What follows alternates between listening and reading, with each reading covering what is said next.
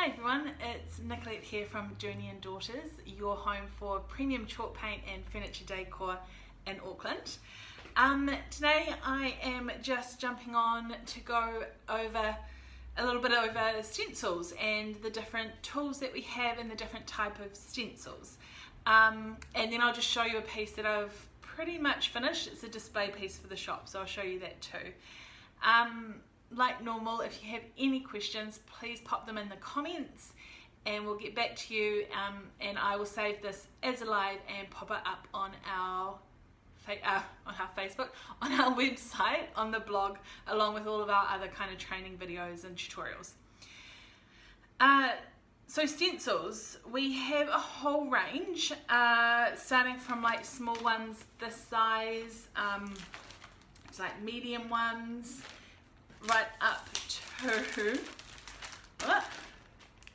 nice big ones that like this size you could do on a wall, you know. We have repeat stencils or ones with individual patterns. So this is a repeat stencil. As you can see, it goes right to the edges, and you can then match it up and continue the design. Something like this isn't a repeat stencil, so I suppose it doesn't matter which way it goes, but you would do this as, say, kind of like a swag or a border on a piece of furniture. You could maybe with this edge one here keep going and creating that more as a repeat, but yeah, you don't have to. It's a standalone. To be fair, you don't have to on all of them, but that's definitely a stand. Then you've got ones like this. So this one's super cool. I can see it as like an inlay type thing, and you would create your own design. You can use different pieces, you can use the border around different ways, and that would be a really cool look. And this is actually what I've been using today. It's a little bit jetty and wet, but this is the Coastal Tiles stencil, and I have used it as a full design, but you could just use one tile if you wanted. And you can see it's not overly thick, it's bendable, but I will talk about it. But I did normal stenciling and 3D stenciling with this, so I'll show you that. And then we have another couple of types of stencils, which is probably, so those are kind of your standard ones that most people know. We've got these new ones. These are silk screen stencils. I'm just going to open this up. This one's super cool. It's the mandala, and let me just open it. So these come with three different designs like this, and they have a sticky back. So you would peel this back coating off and stick it on, and let's just show you, because there's another type of sticky one that is different again. So I'll just very carefully, so this one you can reuse, they say 10 times.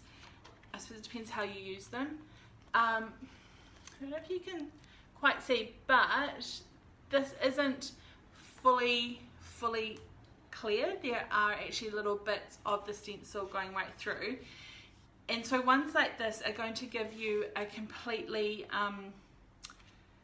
a really good defined line. You're not going to get lots of bleed through, which can happen with stenciling, and if it happens, that's part of it, or you can fix it up.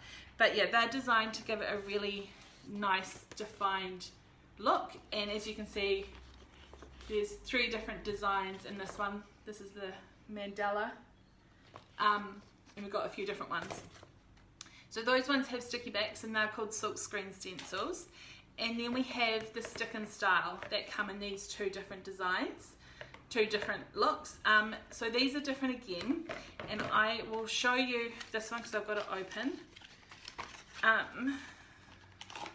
So this one is the Royal and Garden, and pretty much it's got a sticky back.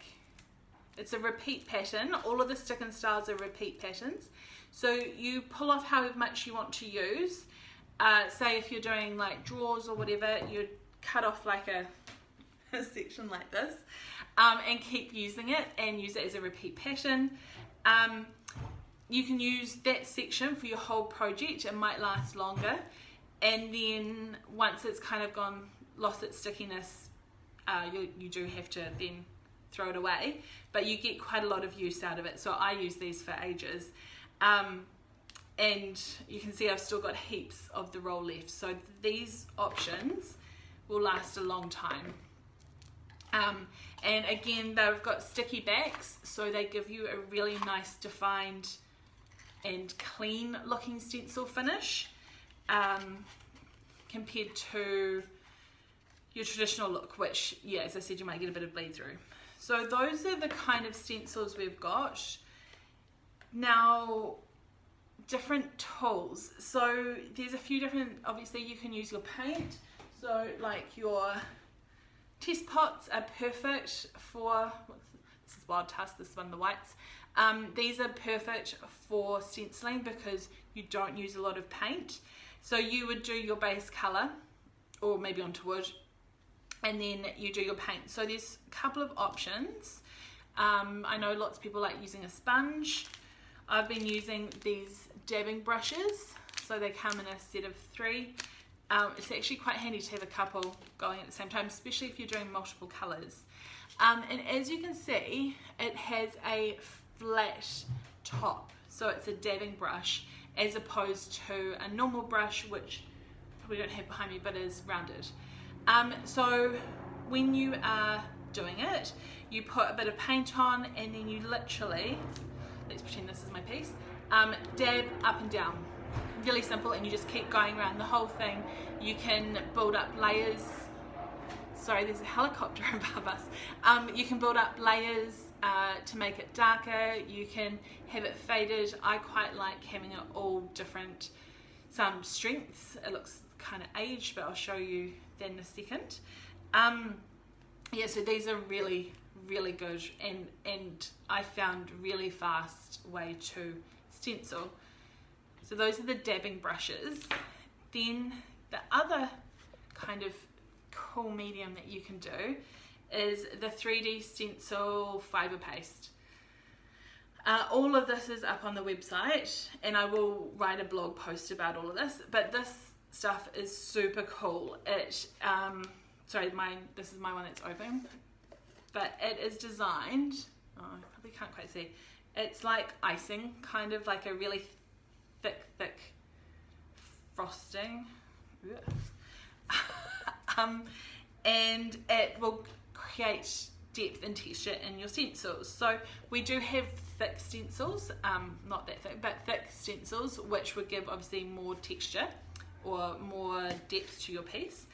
But even in this, which is a pretty thin stencil, I got quite a bit of texture and definition. It looks super cool. So with this, you, instead of dabbing it on with a brush, you use these. They're called spread pals.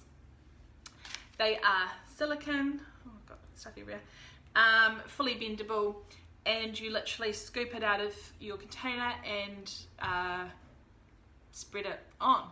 And then it just needs to be left for about 24 hours to fully dry, and yeah, then you're good to go like normal. You can paint over it. You can also tint the fibre paste with paint to make your own colour. It just still has to have the texture of the fibre paste. It can't, if you put too much paint, you'll need to add a bit more of this, otherwise it's not going to give you the texture. That's a really cool effect as well, and something I've just started playing with. So yeah, I think really that's it. I just wanted to give a quick overview, especially having something in the shop with all these stencils on. People have been asking. So your dabbing brush, spread pal for the fibre paste. As I said, test pots are a really good way to get different colours on there. And then you've got the stick and style, the silk screen, and your normal style stencils. So if you have any questions, please let us know. We're more than happy to help you with everything, not just stencils, all the other products too. And yeah, we hope you're all having a good week and you're all ready for the long weekend. We are closed Friday, Sunday and Monday, but I'll be in on Saturday if you're in Auckland, from 9:30 till 2, so a little bit shorter than normal, but I'll just see how it goes. Yeah, so enjoy the rest of your week and I'll see you again next week. Bye.